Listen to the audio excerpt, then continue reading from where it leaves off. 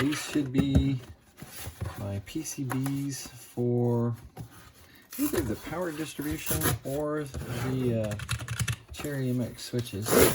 Watching, the first ones I designed had the holes too small, and so yikes, I don't know if I increase the hole sizes on these enough either. Let's take a look. We'll take a Cherry MX.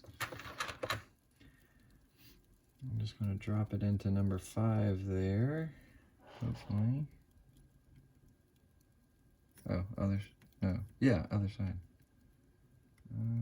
Oh, it fits, it works. It's perfect. It's perfect. Okay, super exciting. Doesn't take a lot to make me happy. There you go.